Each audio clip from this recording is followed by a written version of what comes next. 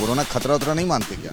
यहाँ सरकार के फैसले देखिए कि दिन में हमारे सूबे के मुख्यमंत्री और देश के प्रधानमंत्री रैली करते हैं और कर्फ्यू लगता है 11 बजे रात से 5 बजे। खुद ही आज भी रैली करने जा रहे हैं, भीड़ वहाँ भी जुटेगी। परमिशन तो सरकार दे रही है कि तुम भी करो हम भी करें।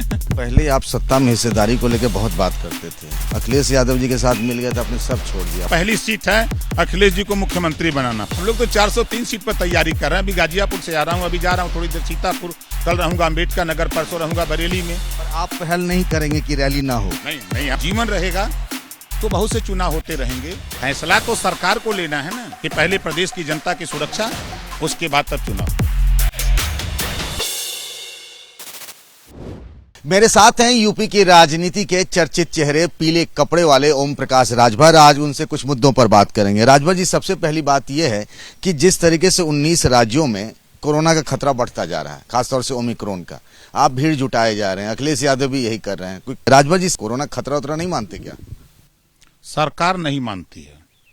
आपने देखा कि कोरोना एकदम पीक पे था तो पंचायत चुनाव करा लिया गया। माननीय न्यायालय में तमाम दरखास्तें पढ़ती गई लेकिन उसको संज्ञान में नहीं लिया गया। कोरोना जब पीक पे था तो भारतीय जनता पार्टी और चुनाव आयोग ने मिलकर के बिहार का चुनाव करा लिया, और बंगाल जब कोरोना पीक पे था तो बंगाल का चुनाव करा लिया गया।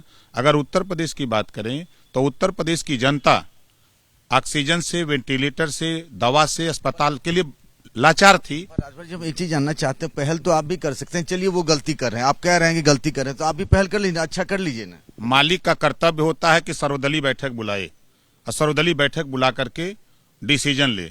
लेकिन यहाँ सरकार के फैसले देखिए कि दिन में हमारे सूबे के मुख्यमंत्री और देश के प्रधानमंत्री रैली करते हैं और कर्फ्यू लगता है 11 बजे रात से 5 बजे। 11 बजे से 5 बजे के बीच में कोरोना पकड़ेगा और सुबह 5 बजे से 11 बजे तक कोरोना नहीं पकड़ेगा। बात समझिए आपकी, नाइट कर्फ्यू की दिल्ली में भी आज से शुरू हो रहा है। मैं एक चीज जानना चाहता हूँ राजभर जी कि चुनाव आयोग की टीम आ रही है, आप लोग, आपकी पार्टी के लोग भी मिलेंगे, तो वहाँ क्या आप राय देंगे कि भाई हम लोग वर्चुअल रैली कर लेते हैं, इस तरीके से चुनाव कराना सही नहीं होगा?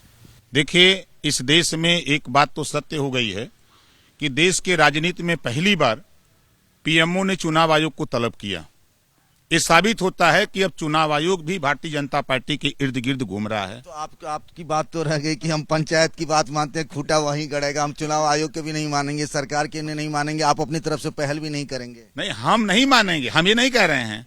फैसला तो सरकार को लेना है ना, चुनाव तो सरकार को कराना है। जब तक प्रधानमंत्री की रैली खत्म नहीं हो जाएगी तब तक चुनाव आयोग भी आचार संहिता नहीं लागू कर सकता है। तो ये पहल तो हमारे देश की सत्ता के लोगों को करना है।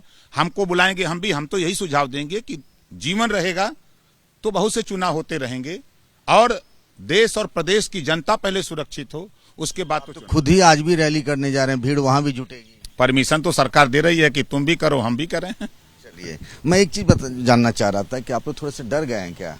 क्यों? ईडी आगे, उससे पहले income tax I, Akhilesh Yadav के कर्मियों पर छापे पड़े, फिर पीयूष जैन का भी लिंक आप ही लोगों की टीम से जोड़ा जा रहा है। नहीं, मैंने आपके 2 बयान देखा। एक बयान देखा कि मैं तो ये कह रहा हूँ, भाजपा वाले कह रहे हैं, मुख्यमंत्री ने भी कहा है कि इत्र जो है वो बदबू फैला रहा है। देखिए, जब विनाश काले विपरीत बुद्धि, जब कांग्रेस के पतन का टाइम हुआ तो वो थर्ड एम्पायर से फैसला लेने लगी, जनता ने नकार दिया। थर्ड एम्पायर मतलब ईडी और सीबीआई। ईडी और सीबीआई का इस्तेमाल कांग्रेस ने किया यूपी और देश में, तो देश से विदाई जनता ने कर दिया। उसी तरह Bharatiya Janata party third umpire के यहाँ गई, जनता ने नकार दिया महंगाई से, बेरोजगारी से और आपके भ्रष्टाचार से।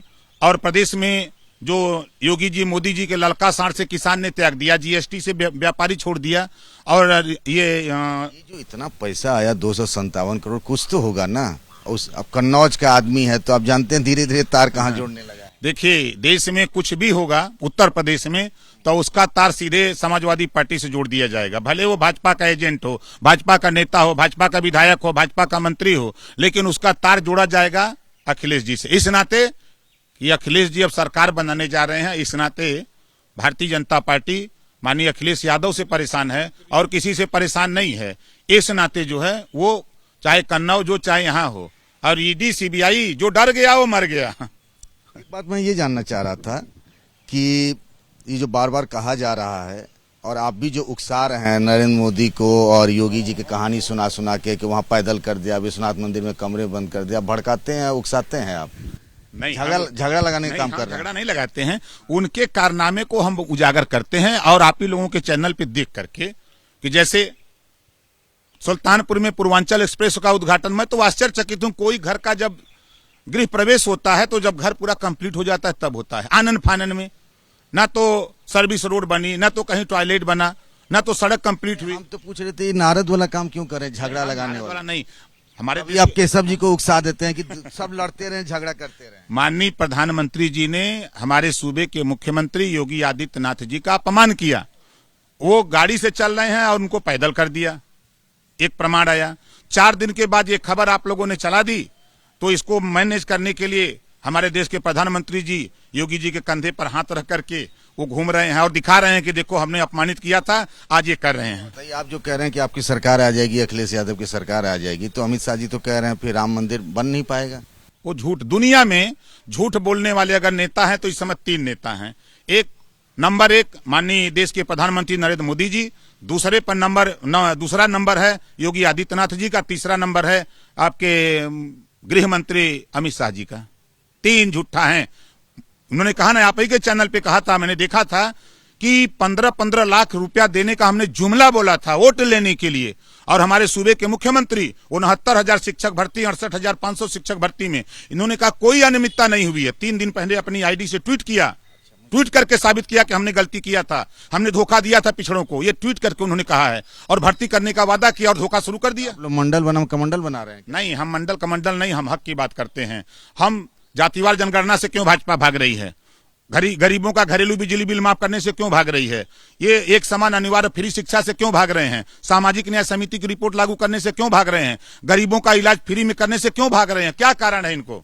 पहले आप सत्ता में हिस्सेदारी को लेकर बहुत बात करते थे, अखिलेश यादव जी के साथ मिल गए तो आपने सब छोड़ दिया। भाई हमारा सपना अखिलेश जी को सीएम बनाना है, कितनी सीट, हमको क्या मिलेगा, सब भूल गए। ना इतना समर्पण नहीं, ऐसा नहीं। हम मुद्दों पे भाजपा के साथ गए थे।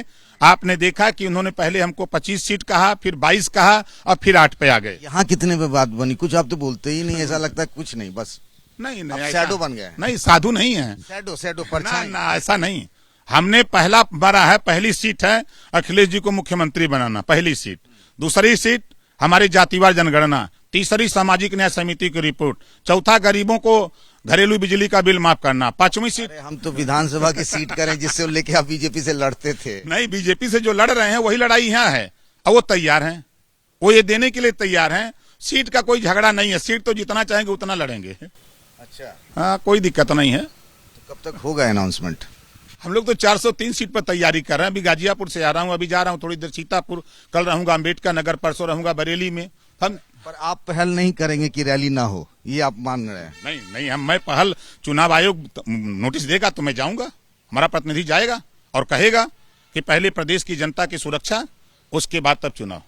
चलिए, तो राजभर जी कह रहे हैं कि चुनाव आयोग से उनकी पार्टी यही कहेगी कि पहले जान जरूरी है, उसके बाद चुनाव जरूरी है। Pankaj Jha, ABP news, Lucknow.